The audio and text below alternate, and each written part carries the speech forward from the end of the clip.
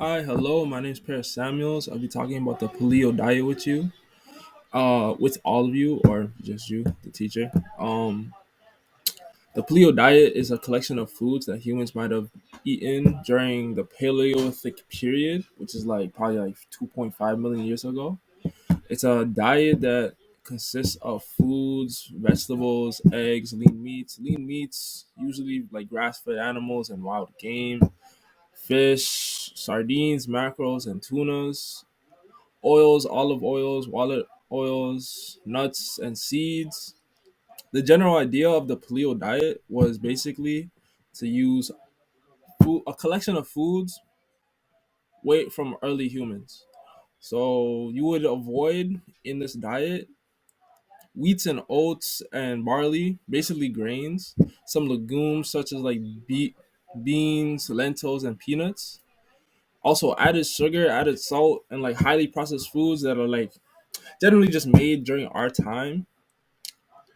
That is like chocolate, potato chips and stuff, burgers, candy, all that stuff. All that stuff, just forget about it. Paleo diet is all about like foods that an early human would generally just find in their vicinity during their lifetime.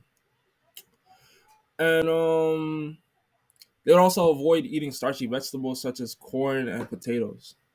Generally, during when you're indulging in this diet, they would the physical aspect of this diet would help encourage like athletes and fitness goers or fitness people to encourage muscle development, have high energy and have little fatigue, have rapid fat burning exercises due to how high the proteins in this diet would have. Also, with the set of like vegetables that would be in this diet. And yeah, that's pretty much my part. Hello everyone. Today I'm going to talk about the second question asked in our essay, which is the population engaging in this type of diet, which we call Paleolithic diet. By the way, my name is Azin, if you guys don't know me by any chance. And this is our PowerPoint, which I think is not clear in the screen, unfortunately, but I try to cover it all. So, as we said before, the Paleolithic diet is typically followed by people who aim to eat food that our hunter-gatherers ancestors would have had access to. They like to follow the same pattern of life as the first human beings because they would just eat what they hunted, and they would never add any kind of chemicals or something like that, and they barely cook the food and stuff. So the Paleolithic diet fans like to follow the same pattern. It could be beneficial for some groups of people, of course not for everyone.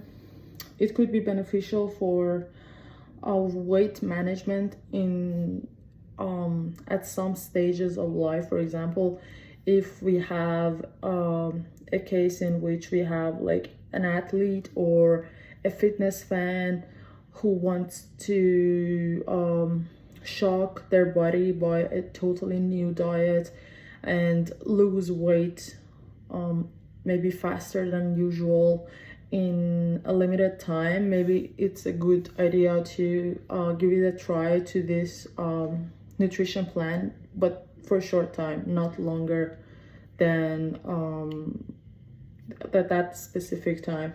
And then it's gonna be advantages for the people that have gluten or lactose intolerance, because in this diet, dairy and whole grain foods and stuff are eliminated. So the people that have allergies to gluten or lactose can benefit from this kind of diet.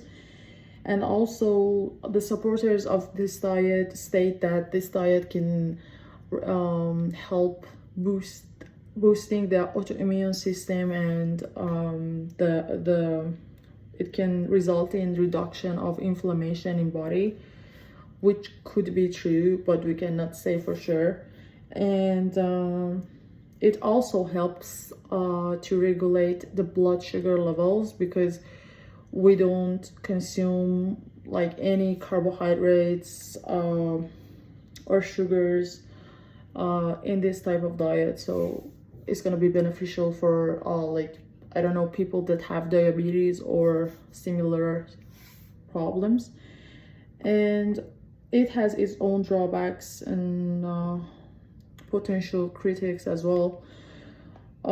It can result in nutrient deficits because some groups of food are completely removed from the daily routine, and it's not that much sustainable because critics believe that this diet is not doable for like all the people around the world. It has some limitations, and there is controversy concerning the reliability of our understanding of Paleolithic diets, Paleolithic meals, because it's difficult to define a single and certain um, ancestral diet.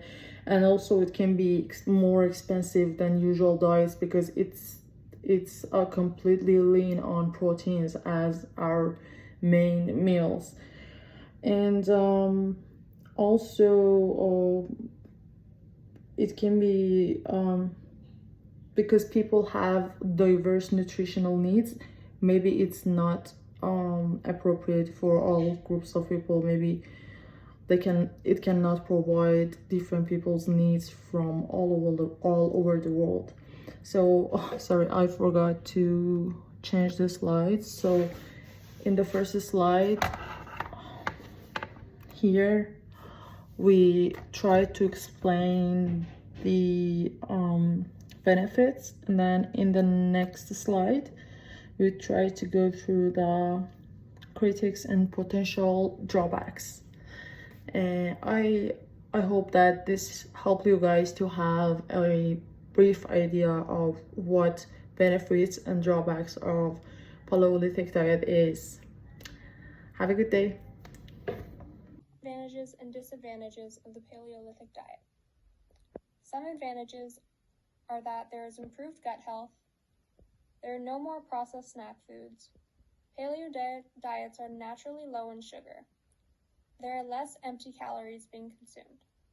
Some disadvantages are that they exclude some important food groups, it puts you at risks for vitamin C deficiency, there are no large studies assessing the paleo diet for long-term weight loss, and that they are difficult for people to maintain over a long period of time. Finally, there is a large reliance on meat, which has repeatedly been linked to increased risk of disease and is also very taxing on the environment. Hey guys, this is Abdul Rahman. So, by the other teammates, we came to know the advantages, disadvantages, and who the Paleolithic diet is for. But I would like to shed more of a limelight or summarize the whole presentation by presenting the stance on the Paleolithic diet. So it is clear from the above points that the Paleolithic diet consists of both advantages and disadvantages. But while we weigh out those, a balance comes out. I mean, you cannot say that it is completely good to practice Paleolithic diet, or as well as it is not good to practice it. But in order, if someone wants to reap the full benefits of using the Paleolithic diet, someone needs to modify the diets by adding foods that are deficit in certain types of vitamins and calcium. For example, it puts you at risk of deficiencies of vitamin B and D. Okay, it's a research conducted by Harvard. Also, according to research conducted, this diet can best result for people who are obese or at risk of cardiovascular diseases. So we can say that these are the main target populations or the populations that should indulge in using this Paleolithic diet. Also, people who are starting dieting, I mean, who haven't dieted yet, but who are starting to diet can use this Paleolithic diet because it's good for short-term gains and that will help them improve their morale. For example, some randomized controlled trials have shown that this diet can help you in many things. For example, reduce waist circumference, decrease blood pressure, improve cholesterol, etc. But these were short duration studies, and so it was also conducted on small number of participants, so we can never be sure. We need a good randomized test that follows up for more than 1 year to make a strong statement. But in order to summarize, we can say that we prefer to use Paleolithic diet, but with modifications so that it maximizes the benefits and reduces its disadvantages or cons. Also, consulting a dietitian or doctor is very preferable and advisable. Thank you. Have a good day.